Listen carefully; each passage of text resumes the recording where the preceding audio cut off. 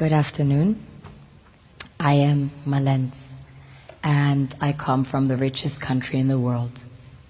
It is located in the richest continent in the world, in the west of the richest continent.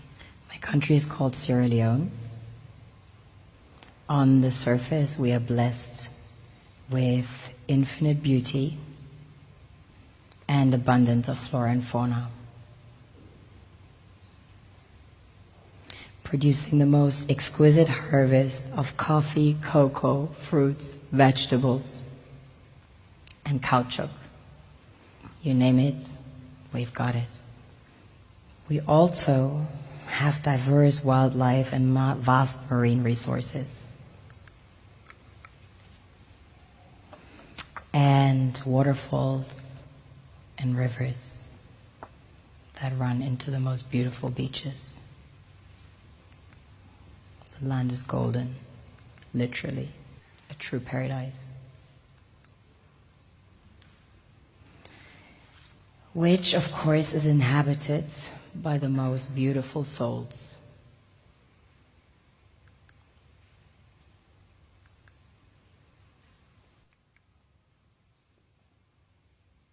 We have a very strong cultural heritage. In fact, Sierra Leone had the first sub-Saharan university.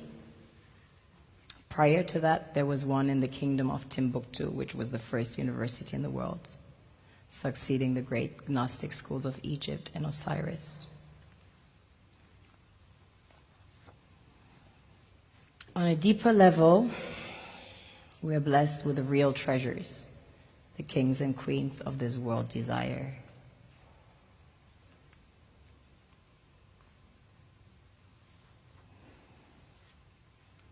This was the largest alluvial diamond ever found. It weighs almost 1,000 carats, 969 to be precise.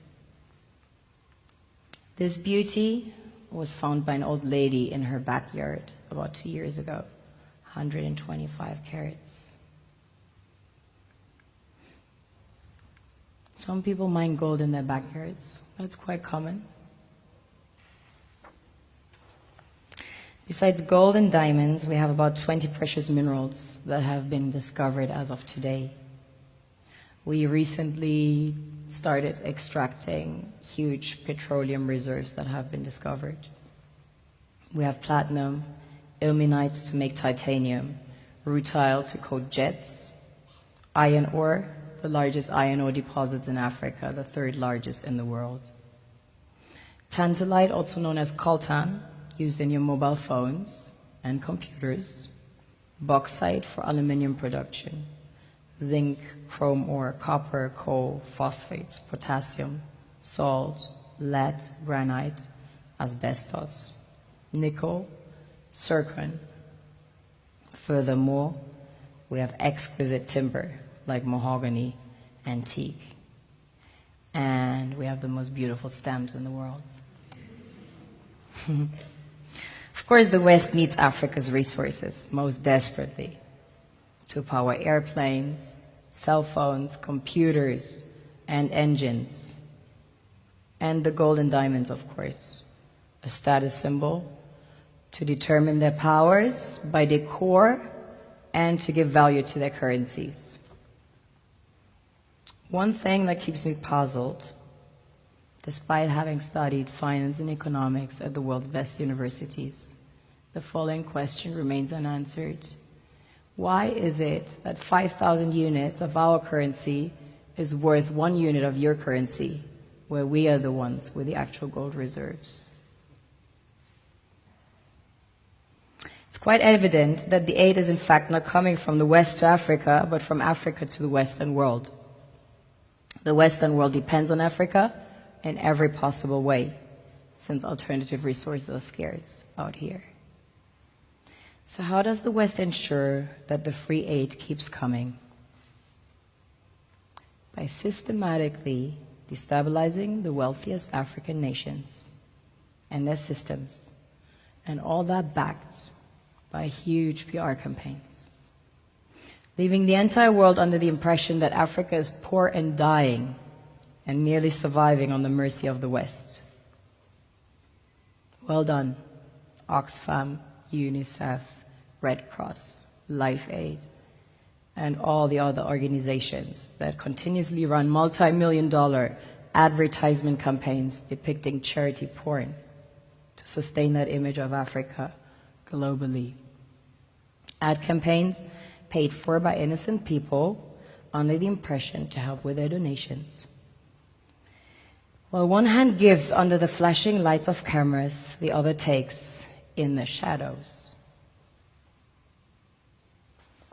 We all know the dollar is worthless, while the euro is merely charged with German intellect and technology, and maybe some Italian pasta. How can one expect donations from nations that have so little? It's super sweet of you to come with your colored paper in exchange for our gold and diamonds. But instead, you should come empty-handed, filled with integrity and honor. We want to share with you our wealth and invite you to share with us. The perception is that a healthy and striving Africa would not disperse its resources as freely and cheaply, which is logical. Of course, it would instead sell its resources at world market prices, which in turn would destabilize and weaken Western economies, established on the post-colonial free meal system.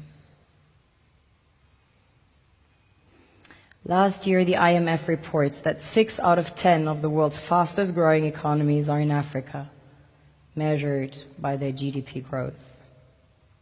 The French Treasury, for example, is receiving about $500 billion year in, year out in foreign exchange reserves from African countries based on colonial debt they forced them to pay.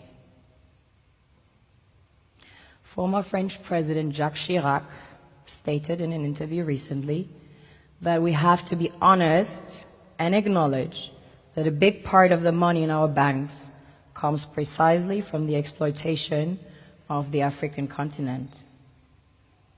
In 2008, he stated that without Africa, France will slide down in the rank of a third world power.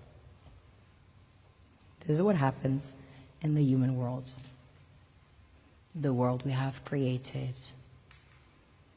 Have you ever wondered how things work in nature? One would assume that in evolution the fittest survives.